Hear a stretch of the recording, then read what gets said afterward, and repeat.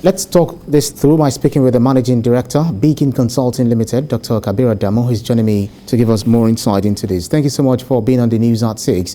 What do you make of this latest attack, the bombing attack on the Kaduna railway? Like every Nigerian, very disturbed, alarmed at the level of effrontery that was exhibited by the attackers, and the fact that they not only exhibited that effrontery, but they were successful in that. I'm also very worried for the number of Nigerians whose families either are dead or abducted or are currently injured and are in hospitals at the moment. So indeed, overall, a very disturbing and unfortunate development. Well, one thing that a lot of people are asking is, it is not the first time we're having terrorist attack or attacks in Kaduna and some other states in the country. Is it something? Is it a slight on the Nigerian military or the Nigerian government, so as much to find out what is going to happen next? Talking about gathering intel before these things happen. Exactly, and that is why we are of the view that security is not about the military. The military is just one component of the various layers of security that should, provide the both national security as well as defense. And so when we focus on the military alone, we leave gaps that are exploited by several threat factors. In this instance, intelligence is key, and yes, the military has capabilities for intelligence gathering, but there are other organizations that have better capabilities than the military, those civil organizations that interact on a daily basis with citizens. So as an example, the police, the Department of State Services, or SSS as the case is, and several other departments within the security architecture, such as the Civil Defense Corps, the Immigration, name them. Now, when you bring all of them together, what they are able to produce will be better than if they operate singly. And at the moment, that is the challenge. These attackers left their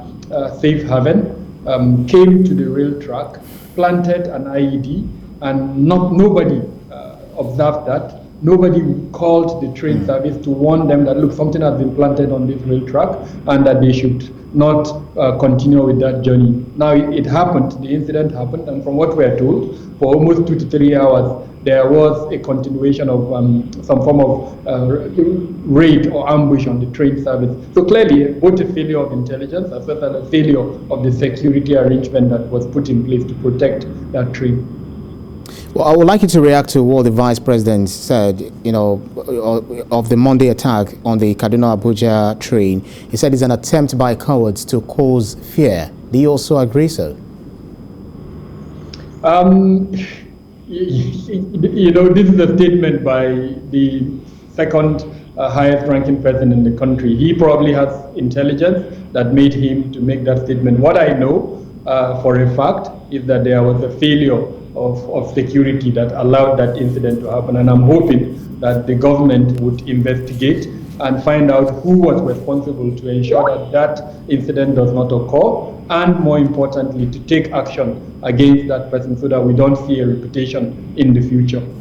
Well, I'd like you to speak to these as we wrap this conversation. Our correspondent who, currently is at the scene of the attack with the entourage of the Minister of Transportation and some other high-profile personalities in the Nigerian government. She said that she could, see some of these bandits who have attacked a station where they are headed, and the fact that this is also mounting, the pressure is mounting on the fact that they have to, try to look for cover, but then they've got some military officials who came to the rescue.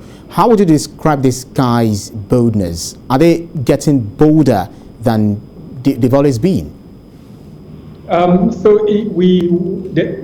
a trend that we're seeing emerging, and that trend suggests that they are quote unquote angry over it's possible that the current spate of security operations that has been targeting them has made them this angry, and so they are going about in a manner that beforehand they will not take such risk. Right now, they are attacking targets that in the past they would not even consider. They attacked the airport, they're attacking a rail line, and now they're attacking a train station. So clearly, they seem to be on some form of reprisal attack.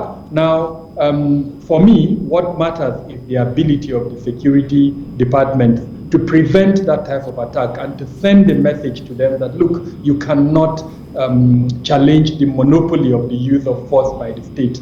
Unfortunately, we haven't been able to send that message. They're able to attack these critical infrastructures. They're able to get away with it. So we need to change that tide. We need to send a message to them that tells them that, look, this is a state and you cannot be fighting the state. There are consequences if you fight the state. Anything short of that, unfortunately, would mean a continuation of this type of incident. Well, Managing Director, Beacon Consulting Limited, Dr. Kabir Adamu, thank you so much for your insight. You're welcome. Thank you too for having me.